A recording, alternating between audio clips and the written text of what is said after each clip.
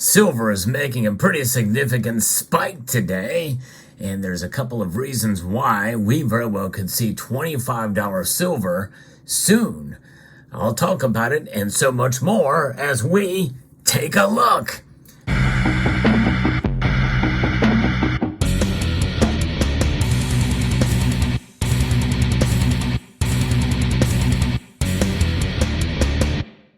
By take a look, I mean look at this. Some silver to look at as I talk about the prices of precious metals, gold and silver. This is a market update, and it is remarkable to see silver radically moving up compared to the other metals, that is.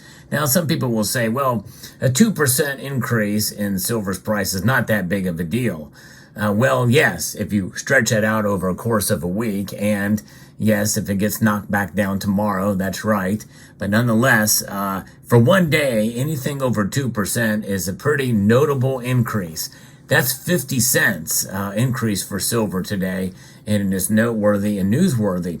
And by the way, silver moves in a much more radical direction than gold. Gold is up almost 1%, but not quite there. It's up $17.30. As I record this video moments before the markets close, gold is trading at $1,937.90. Silver is trading at $24.80. Platinum is up $12 a day. Platinum is getting very close to $1,000 an ounce again. And palladium is only down marginally, down $2 to $12.80. So there's where the market is here now. Well, what's behind all this? Well, a lot of it has to do with consumer confidence.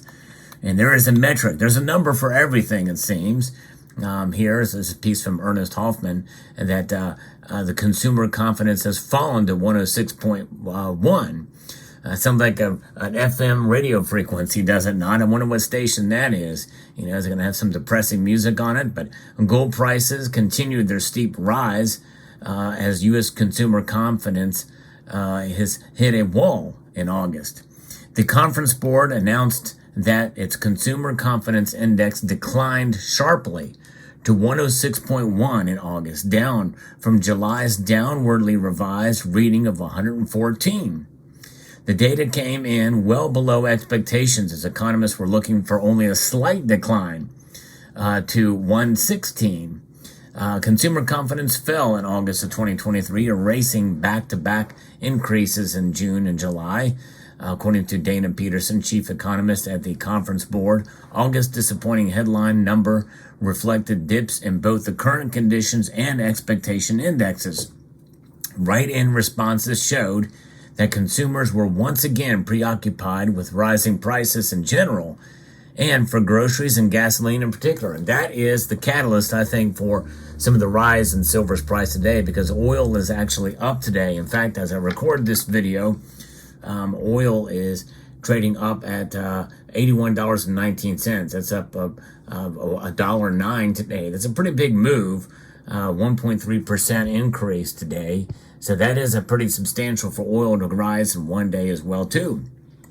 And Peterson noted that the pullback in consumer confidence was evident across all age groups and was most notable among consumers with household incomes of $100,000 or more, as well as those earnings less than $50,000. Confidence held relatively steady for consumers with incomes between $50,000 and $99,999. They're going down to the dollar there. So there's a little sweet spot there. And that sweet spot, and along with higher gasoline prices, very well, or higher gas and oil prices right now, but gasoline is high, that could play a part as to why silver is up. Because you would think with consumer confidence being low, that means they're expecting that they will consume less, which means less electronics, less things that require silver. But inflation-proof things such as photovoltaics and EV and green energy type initiatives by governments and some corporations are implementing, well, that is going to weigh on the demand side and going to increase for silver, and that could lead to higher prices. And I think we're partly seeing some of that now, along with oil prices and for consumers with incomes between $50,000 and $100,000. That is pretty much right smack dab in the middle class there. So it's only the consumer confidence is being challenged by the upper class and the lower class, not the middle class, which is the vast majority of Americans. So take some of that for a grain of salt. It's kind of interesting how psychology plays a role here. The gold market is rallying following the weaker than expected economic data. And we did see gold go up, but not by nearly as much as silver today. Silver more than outperformed it by a rate of 2-1. The report showed a broad-based decline in consumer confidence. The present situation index fell to 144.8 in August, down from July's reading of 153, with the expectation index declined to 80.2. But a broad-based decline, but how are they measuring that? Because if the one measure says that there's not really been much for the middle class, how is this saying here that it's broad-based? It's kind of an unusual reading here, but nonetheless, the expectation index did manage to stay above the important 80 level. Readings below 80 have preceded recession, so I guess it's a different index that we've got here that we're looking at compared to the consumer index. It's the present situation index here. So it is skirting the close to having a recession coming along. Consumer fears of an impending recession continue to recede. We still anticipate one is likely before the end of the year, according to the report. Of course, some are saying that it may come next year. And nonetheless, silver is reacting. Silver, we have to come to the grips of reality that silver is mostly an industrial metal. And industrial demand is going to really play a larger role in its price movement, one direction or another. So that's why today's prices for silver very well could be weighed on by the two factors that I talked about. Now, the other thing we have to think about is what is coming back. What is coming back now is this symbol right here. That's right. This is something, it's a 2-ounce piece I bought that for posterity about what happened way back when. But you can see what this represents. I almost fear even mentioning it because of the censors that are out there. But nonetheless, this is making a comeback of sorts. And however you feel about it, it could weigh on the supply chains and what have you. And that's kind of the angle I'd like to push for here. You have your opinions and feel free to post them below. But nonetheless, the effectiveness or how thereof on the economy was brutal back a couple of years ago. And hindsight is always 20/20, pun intended here. But nonetheless, there's a lot of things we should have done a lot differently back then. I just hope they don't fall for the same mistake now. But thankfully, I think more and more of us are,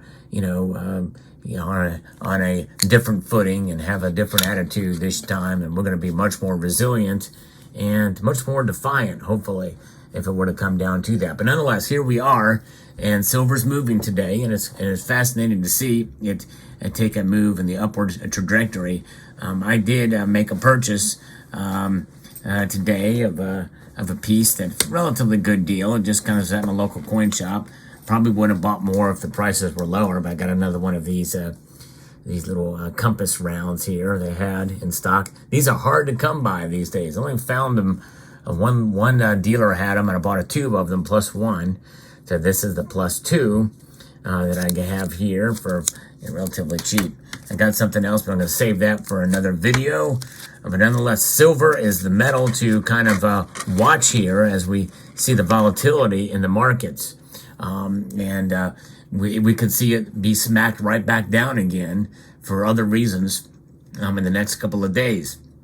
As I always say, whenever there's a relatively big surge on any given day, watch out because it could come right back down. Another thing I will say too is I post this video, I talk about the moment the markets close, and the markets close, and literally within the next hour or two, they're open back up again in Asia. So people are looking at spot prices, they move and say, well, hey, what's going on? The price is actually this. Well, and it's moved down this number of dollars or whatever. And I'm saying it's up this amount of dollars or cents or what have you. Well, the markets move quickly, and it's relative to the point of opening and closing. The Asian market's open, so if you look at those numbers, it's going to be based off the Asian market open, not as in terms of the New York market open of the prior day. I think some people that's lost on them.